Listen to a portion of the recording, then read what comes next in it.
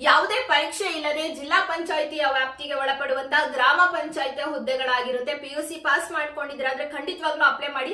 Merit ಆಧಾರದ ಮೇಲೆ select ಮಾಡ್ಕೊಂಡಿರ್ತಾರೆ. ನೀವು ಪಿಯುಸಿ ಅಲ್ಲಿ ತಗೊಂಡಿರುವಂತಹ ಮಾರ್ಕ್ಸ್, ನಿಮ್ಮ ರಿಸರ್ವೇಶನ್ ಮತ್ತೆ ನಿಮ್ಮ ಏಜ್. ಸಪೋಸ್ ಇಬ್ರು ಒಂದೇ ಮಾರ್ಕ್ಸ್ ತಗೊಂಡಿದ್ರು ಅಂತಂದ್ರೆ ಏಜ್ ಯಾವ್ದು ಜಾಸ್ತಿ ಇರುತ್ತೋ ಅವ್ರನ್ನ ಸೆಲೆಕ್ಟ್ ಮಾಡ್ಕೊಳ್ತಾರೆ. ಇದು ದಾವಣಗೆರೆ ಗ್ರಾಮ ಪಂಚಾಯಿತಿಯ ಗ್ರಂಥಾಲಯ ಮೇಲ್ವಿಚಾರಕರ ಹುದ್ದೆಗಳಾಗಿರುತ್ತೆ. ಪ್ರತಿ ತಿಂಗಳು 15,197 ರೂಪಾಯಿಂದ ಸ್ಯಾಲರಿ ಸ್ಟಾರ್ಟ್ ಆಗುತ್ತೆ. ಇದರ ಭತ್ಯೆಗಳು ಕೂಡ ಇರುತ್ತೆ. ಆನ್ಲೈನ್ ಮುಖಾಂತರ ಅಪ್ಲೈ ಮಾಡಬೇಕು. ಜನರಲ್ ಅವರು 500 ರೂಪಾಯಿ ಫೀಸ್, ಒಬಿಸಿದವರು 300, SC ST ಅವರು 200 ರೂಪಾಯಿ. ಆನ್ಲೈನ್ ನಲ್ಲೇ ಫೀಸ್ ಪೇ ಮಾಡಬಹುದು. QR ಕೋಡ್ ಮುಖಾಂತರ ಅದು ಕೂಡ ಕೊಟ್ಟಿರ್ತಾರೆ. ನಿಮಗೆ ಗೊತ್ತಾಗಿಲ್ಲ ಅಂತಂದ್ರೆ ಅಡ್ರೆಸ್ ಕೂಡ ಇದೆ. ಚೀಫ್ ಎಕ್ಸಿಕ್ಯೂಟಿವ್ ಅಕೌಂಟೆಂಟ್ ಜಿಲ್ಲಾ ಪಂಚಾಯತ್ ಅವರ ಅಕೌಂಟ್ಗೆ ಅಮೌಂಟ್ ಹಾಕಿ ಚಲನ್ ಪ್ರಿಂಟ್ ತಗೊಂಡು ಅಪ್ಲೈ ಮಾಡ್ಬೇಕಾದ್ರೆ ಅದನ್ನು ಕೂಡ ಅಪ್ಲೋಡ್ ಮಾಡಬೇಕು. ಓಕೆನಾ? ಸೊ 18 ವರ್ಷ ಕಂಪ್ಲೀಟ್ ಆಗಿರ್ಬೇಕು. 40 ಗರಿಷ್ಠ ವಯೋಮಿತಿ ಅಂತ ಹೇಳಿದರೆ.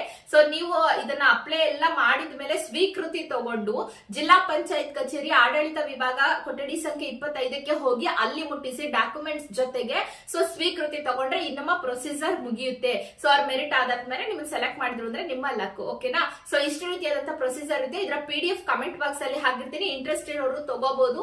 ಜುಲೈ 20ನೇ ತಾರೀಕಿಗೆ ಲಾಸ್ಟ್ ಡೇಟ್ ಆಗಿರುತ್ತೆ. PUC ಪಾಸ್ ಆಗಿರ್ಬೇಕು, ಲೈಬ್ರರಿ ಕೋರ್ಸ್ ಇನ್ ಸರ್ಟಿಫಿಕೇಟ್ ಪ್ರಮಾಣ ಪತ್ರ ಇರಬೇಕು, 3 ತಿಂಗಳ ಕಂಪ್ಯೂಟರ್ ಕೋರ್ಸ್ ಎಲ್ಲ ನೀವು ಕಲ್ತಿರ್ಬೇಕಾಗುತ್ತೆ. Thank you.